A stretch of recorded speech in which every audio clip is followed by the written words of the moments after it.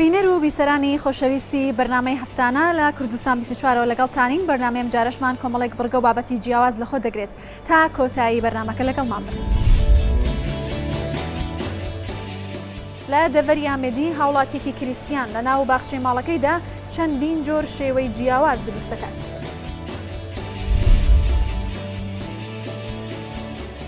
هاوڵاتیەک لە شارۆچکەی چوارقوڕنا کاری دروستکردنی بەلەم دەکات و لە خواروی عێراقیش داواکاری لەسەر هەیە.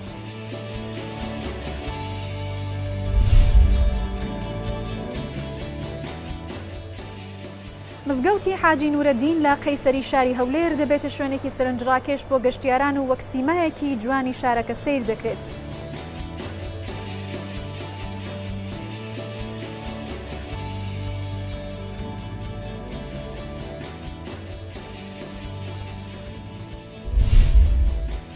دێرینترین کەبابخانە لە هەڵەبجە ئێستا بۆتە شوێنی کۆکردنەوەی و خەڵکانەی کە لە شار و شارۆچکەکانی کوردستانەوە سەردانی دەکەن بۆ نان خواردن. وەستارەفەتی کەبابچی ئێستا نەهێشتووە شوێنەکەی چۆڵ بمێنێتەوە و لەگەڵەوەی کە ماوەیەکی زۆر لەو کەبابخانەیە کاری کردووە ئێستا کوڕەکەی لە شوێنی کار دەکات. جگە لە هەڵەبجە لە سەرجەم شارەکانی هەرێمی کوردستانەوە خەڵک سەردانی کەبابخانەکە دەکەن و ڕۆژنیە کە زیاتر لە 200 کەس لەو کەبابخانەیە نان نەخۆن.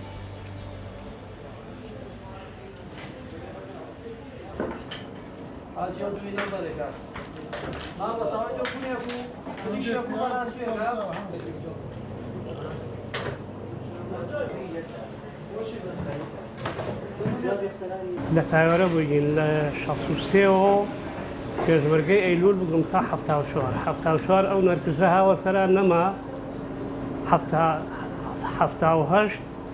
پێش 6 مانگ پێشی بارکردن من نەچوومە ناو مجەمع هاتمە ناوشا خانوم کردو و چوومە خانووی خۆم 78 ئەم کەبابخانەم داناوە تا ئیسە هەتا کیمایەکە لەولا بووم دوای کیمایەکە هاتووم بێرە چوومەتە ئێران لە کیمایەکە لە ئێران هەر کەبابخانەم داناوە لە ئێران بدینیانەوە بۆ سلێمانی لێ لە سلێمانی 2 ساڵیش لە سلێمانی 3 ساڵیش لێ هەر کەبابخانەم بۆ لە سلێمانی دوای ئەوە هاتوومەتۆ ئێرە ئیسەی کەبابخانەم هەیە لە 78 تا ئیسا ئەیتر بەردەوام جاری وا بووە ئەم کەبابخانە یەک ڕۆژ دام نەخستووە وەخت بووە لە گرانیەکە بە 25 نان نەبووە لە بازاڕات نانەوەخانە نەبووە من لە ماڵ و نانم کردووە و ئەم کەبابخانە هەر بەردەوام ئیشم کردووە مەگەر هەموو ساڵێ بەس ڕەمەزاندا خراوە نەدا نەخراوە.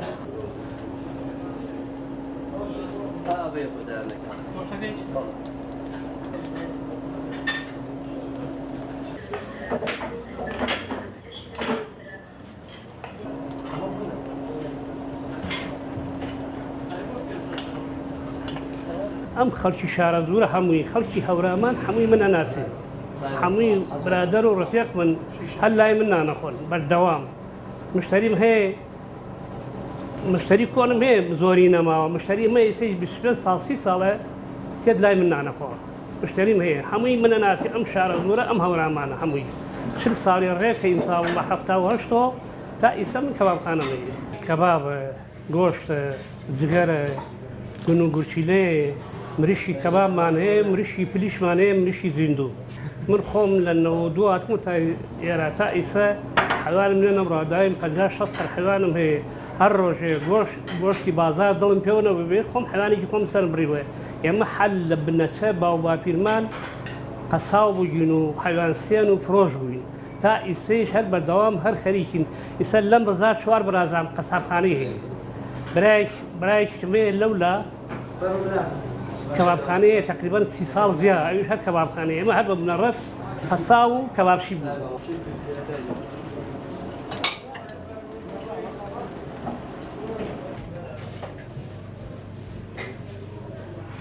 وەڵام من بڵێن هەر پێشەوەی لەدایک بووم باوکم کەبابچی بووە ئیتر هەر لەوەتی بڵین پێشەوەی بچمە مەکتەبی شوهەر ڕێگەی دوکانم نەزانیوە لەگەڵەوە هاتوومەتە سەرکار و لەگەڵیا بووم کەم تا زۆری یارمەتیم یاوە تا ئەوەنەی کە فێری ئیشەکە بووم زیاتر ئیتر لە دەوری بڵین 15 ساڵی و وەسای کەباب بووم نوێژی بەیانی ئێنە سەرکار ئەتر عادەتەن شتەکان حازرەکەین ڕۆژانە ئەو دەوری سعات دە ئەوانەیە وەکو سەرپەرشتیەک خاوایەت بۆ لامانوانە بەزیتر خۆم تقریبا 15 بۆ 20 ساڵە بێت هەر ئەو وەسای کەباب من خۆم ئیشەکانەکەم زیاتر ئەترەویش ڕۆژانەیە یارمەتیمانەیە گەر قەرەباڵغ بێ یارمەتیمانەیە دیشەکەمان لەگەڵ ئاکات.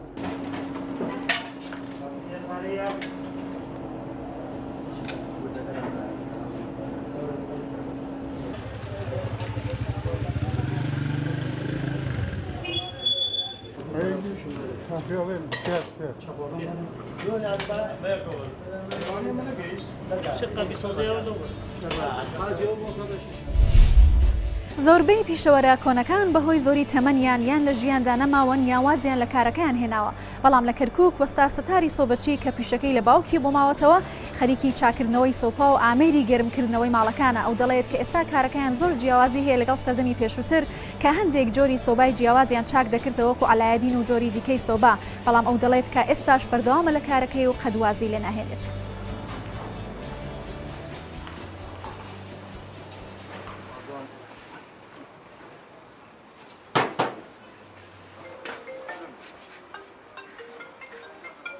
ناوم ستار فەقێیە، مەشهورم بە ستار سۆبەچی،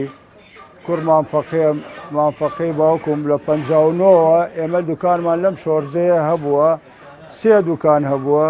یەک دوکان ئێمە، یەک دوکان مەلا سدیق، یەک دوکان محەممەد کەریم. بەعزێ کەس شەب و هاتن بەس بەقاڵەکانی سنووقێ ترێیاندانا و نیوەی پارەکەی دەرەگنیوە لە ڕێشایەوە ڕۆیەوە لەمە لە شەستەکان. ئیتر ئێمە ئەم شتانەمان چاکرد ئەوسا ئەم سۆ بۆ شتانە نەبوو، ئێمە بەس پرێمزمان چاکە کرد و ڕەحەتی و مەحەتیمانە کردەوەوە لە بیرنەوە تێکردنەوە ئەو بەعزێ تەنەگە و ئیتر لە حیم قەڵای و مەڵایمانە کرد و خەڵک شتێکیە بۆە خەڵک بەسیت بوو، چرامان چاکە کرد و وەک ئێستا نەبوو. ئەمە پێشە لە شەریکینەوت ئەم ئینگلیزیەکە ئەیاندا بە عملەکان کە لە شەریکینەوە دیشەکەن ئیتر هاتە بازارەوە تر ماڵەکانش خێربوون هەمووی کڕیان.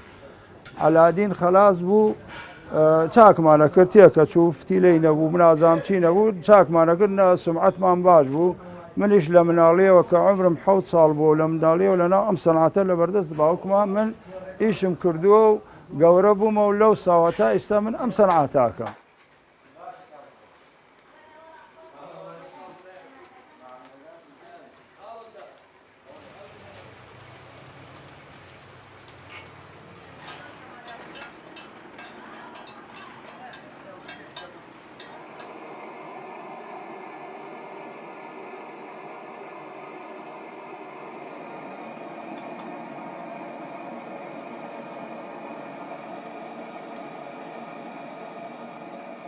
لە ساڵانترا جا ماوەیەک دەرچوو مەرزممانە کرد قازانچێتی تەنەگاوە چین دەستگاکەمە ئین دەستگاکەمە لەوەیە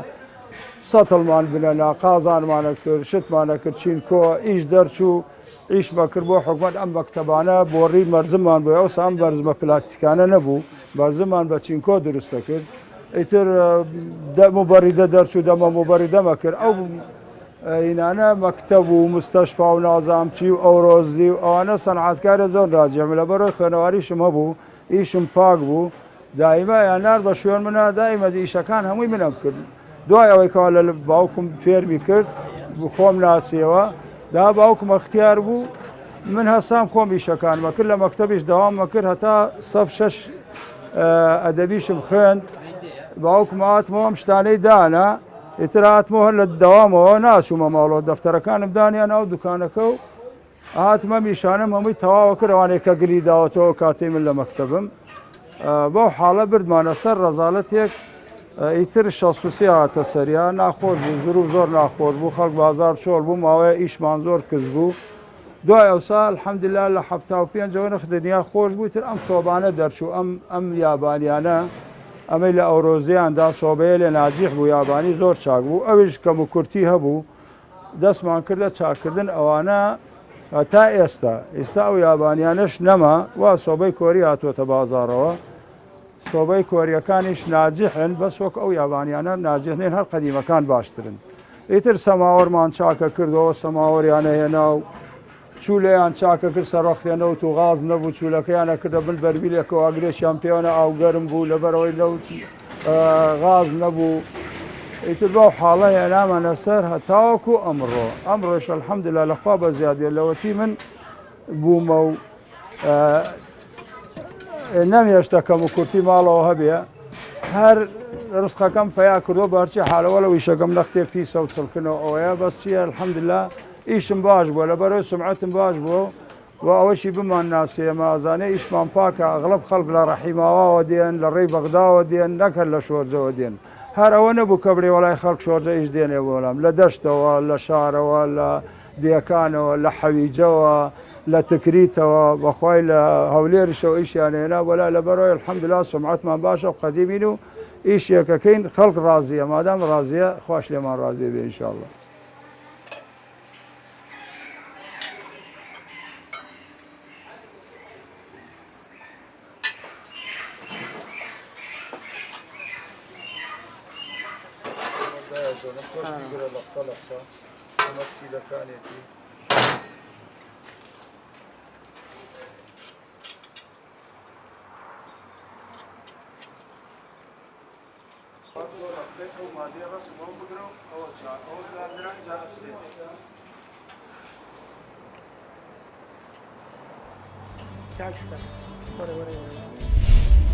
هاوڵاتێکی خەڵکی کانیماسی سەر بە دەڤەری ئامەدی لە ناو ماڵەکەی خۆیدا چەندین جۆر شێوەی جیاواز دروستەکات وەکو دیزاینکردنی باڵەخانە خان و هەروەها کورسی و نەخشاندنی چەندین نەخشەی جوان لەسەر دیواری ماڵەکان و دروستکردنی نەخشەی وڵاتانیش با پێکەوە بەشێک لە هونەری ئەو هاوڵاتی ببینی.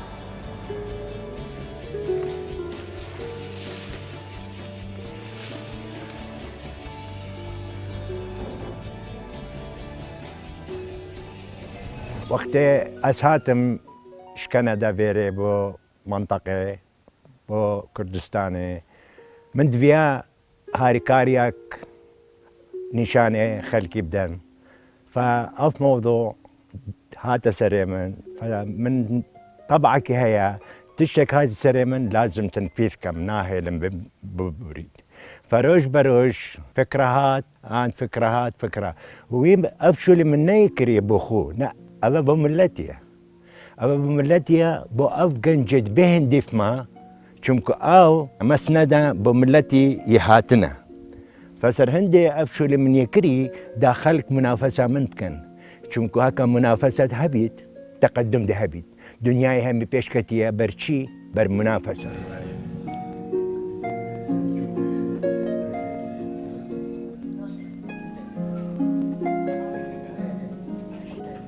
صراحة يعني فن شاوية فن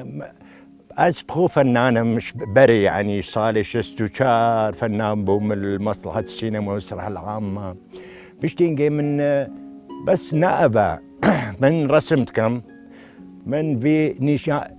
نشان دنت كم كاشيت دانم باني تشيكم همي تشت أزدستخو تشيكم مثلا كرديت بيجد خدانا دستا بإنجليزي بيجن هاندي مان فإنسان هكا هميشول زانيت شو جار بطل نابيت شو جار بطل نابيت بس هكا شو لك بتني از بزانم خلاص بيفرج سبيدي شكم تكليفاوي بصراحة هكا يعني يد وعمل دست يعني حقي تشتا وحقي بالاتي اوه قالك اباي بنصرف كريا في $2000 مواد وعملتني من بخوكرية قالبة أفان قالب هريك قالبة قالب شي دا كري دارة دا كري معاكس دا قصيني لازم هبي عدة من همي عدة هي الحمد لله إيش ماكينة لحيم إلى درنفيس من هي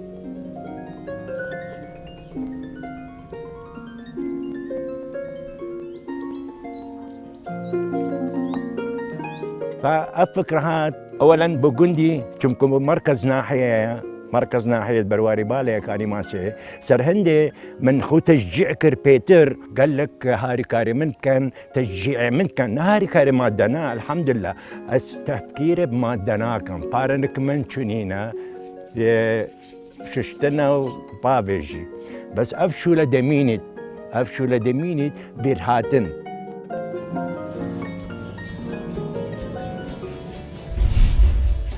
یەکێک یەکێک لە سیما جوانەکانی شاری هەولێر جوانکاری و پاراستنی کولتوری بیناسازی شارەکەیە. یەکێک لەو بینایانەش کە بە شێوازێکی زۆر جوان دیزاین کراوە و ڕووکەشکراوە مزگەوتی حاجی نورەدینە لە بازاڕی خەیسەری شاری هەولێر کە بە شێوەیەکی زۆر جوان بە نەخشی جۆرا و جۆر ڕووکەشکراوە و ئێستا دیزانێکی نوێ کراوەتەوە. ئەو مزگەوتان نزیکەی 100 ساڵە بنیاد نراوە بۆتە شوێنێکی زۆر جوان لە ناو بازاڕی خەیسەری کە خەڵک بە بینینی مێژووی کۆنی هەولێریان بیردێتەوە.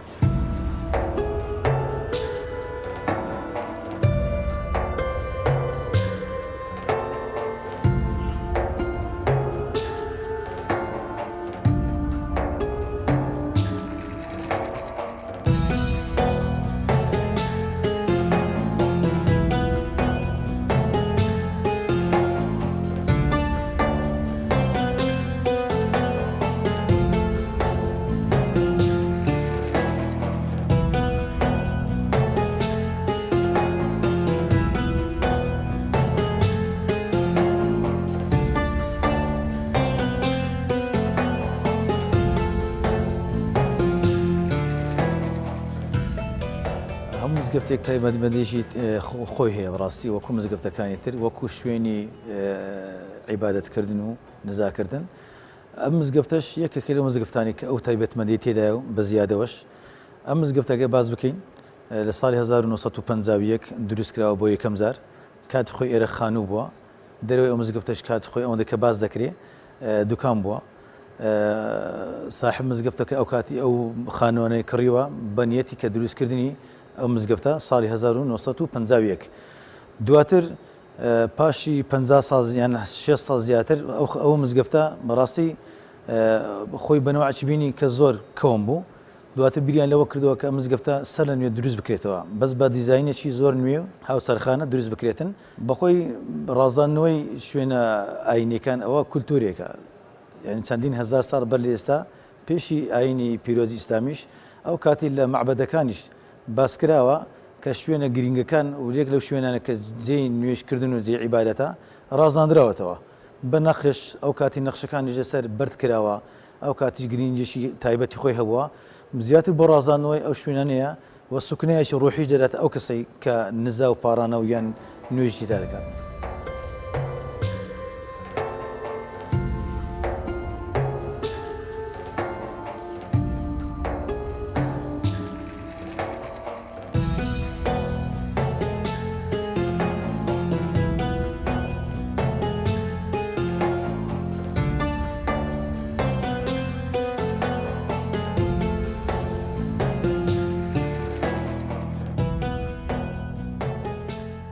جۆرەکانی زەخرەفە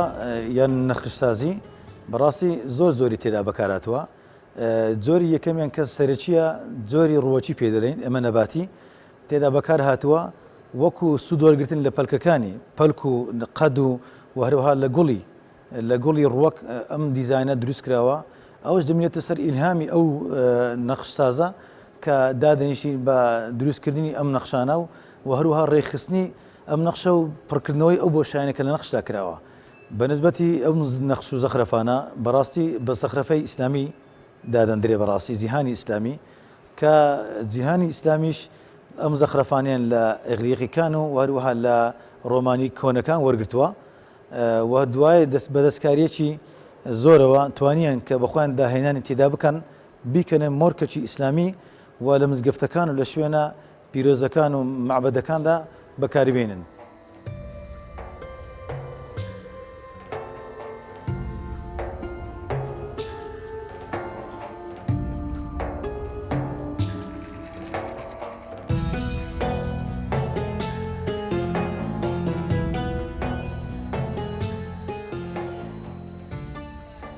ئێمە وەکو بواری خۆشنووسی کە کارمان تێدا کردووە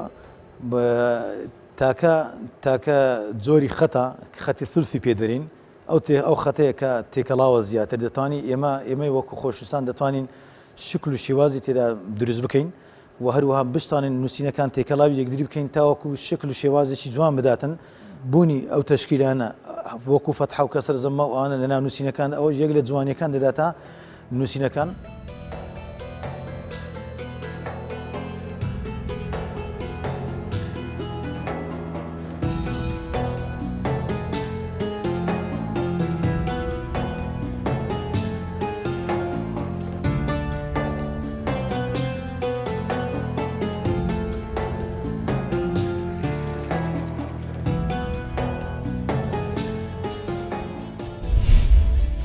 باهۆی بوونی دەریاچەی دوکان و سەرقاڵی خەڵکانێکی زۆر بە ڕاوەماسیەوە بە پێویستیان بە بەلەم لە ناوچەکەدا هاوڵاتیەکی ناوچەی چوارقوڕنەی سنووری ڕاپەڕین دەستی کردووە بە دروستکردنی بەلەم. وەستا حوسێن کە بەلەمەکانی بە کوالیتیکی زۆر باش دروست دەکات دەڵێت لە زۆربەی ناوچەکانی کوردستانەوە خەڵک داوای بەلەمم لێ دەکەن، تەنانەت لە ناوچەکانی خواری و ڕاقیشەوە داخوازی لەسەر بەلەمەکانی هەیە.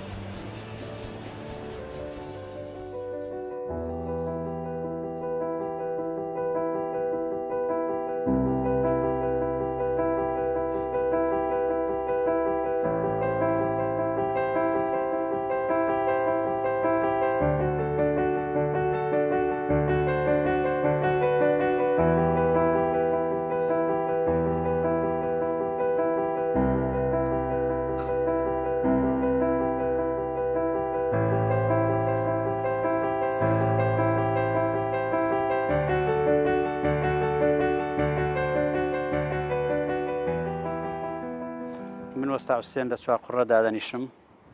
حوسێن ئەحمەد محەممەد دەبینم، خەڵکی چوارقوڕە، دانیشتوی چوارقوڕە. بۆ ماوەی 2 ساڵە من ئیشی ئەم بەلەمانە دەکەم. ئەم بەلەمانە لە مادەیەک دروست دەکردن، مادەیەکی ئەوروپیە، فایبەرگەڵاسی پێ دەڵێن. مادەکانیش دیش 2-3 مادەیەکە تێکەڵیان دەکەین. یەکەم جار ئەم قالبانە 7 مەتری و 30 سانتیممان هەیە، 5 مەتر و نیوم هەیە، 4 مەتر و نیوم هەیە. لەو قالبانە بەویستی کڕیارەکە هەر جۆرێکی بێوێت ئەمن لەسەر ویستی کڕیارەکە بۆی دروست دەکەم. ئەم بەلەمە لە قالب دەرم کردووە، قالبەکەی تەبانەوە لە دەرەوەیە، لە قالب دەرم کردو هێنا بە تەیرانە و ئیشم تێدا کردو. ئەم بەلەمە هاتۆ تقریبەن بە نیوەی زیاتر بووە، تقریبەن لە تەواوبووندا ئەم ئیشەی ئێستاوە ماوێتی قاتێک لەو ئەلیاف و تۆڕەیەگە لە ناوم داناوە، تۆڕەکەی لە ناوەڕاستی ئەمەش ئەلیافە. ئەم ئەلیافە تێدا ڕادەخەم و موادی لەگەڵ لێدەم. کاکە بۆ ئاخکەم بۆ بێنە بابە واقع بێن ئەلێرەدانێ هێشکەش بگرەوە بۆ لەو لاوتۆش بەکاری بێنە کاکە.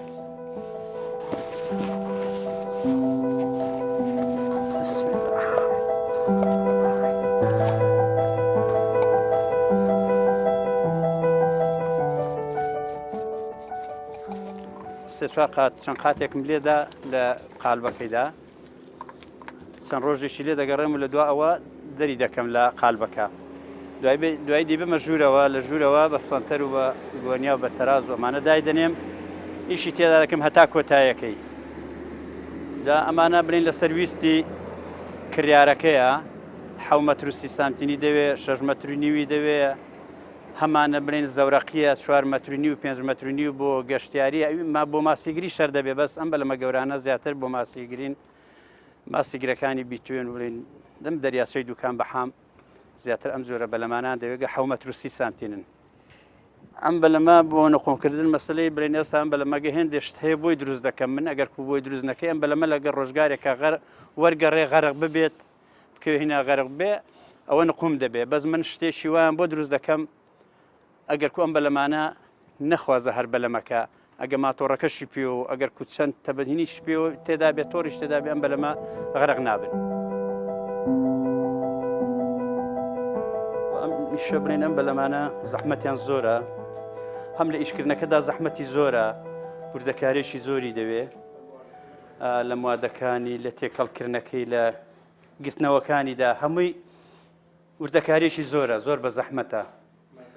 لە کاتی هەڵسوڕان و وەرگەڕانی بەلەمەکە بەهۆی ئەم سرنگانەوە گەدام ناوە سرنگانە تۆزە ئاسانکاریە 2-3 نەفەری دەوێ، 2 نەفەر 3 نەفەربی بۆ هەڵسوڕانەکەی دەناگەل لە دەرەوە بێ تقریبەن لەوانەیە 6-7 کەسی بوێ هەتا هەڵی دەسوڕێنی ئەم دیوی دەکەی. بەس بەهۆی ئەم سرنگانەوە ئاسانکاری بۆ من کراوە، ئاسانکاریێکم کردووە گەر کو ببڕین بە 2 نەفەر 3 نەفەر دەتوانین ئەم دیوی بکەین. وەڵڵی زاکولفەکەی بە پێی بەلەمەکانە گەورەیەکەی ئاخر گەورەکەی بڵێن 7 مەتر و 30 سانتینەکەی تقریبەن بۆ 27 وەرەقە 26 وەرەقە تەکلیف دەکا، 6 مەتر و نیوەکەی لە 24 وەرەقە و 23 وەرەقە تەکلیف دەکا. زەورەقمان هەیە بە 18 وەرەقەی دروستیەکەی 5 مەتر و نیوە، 4 مەتر و نیومان هەیە بە 10 وەرەقە و 9 وەرەقەوانە دروستی دەکەین بە پێی جۆرەکانە. قیاساتەکانی.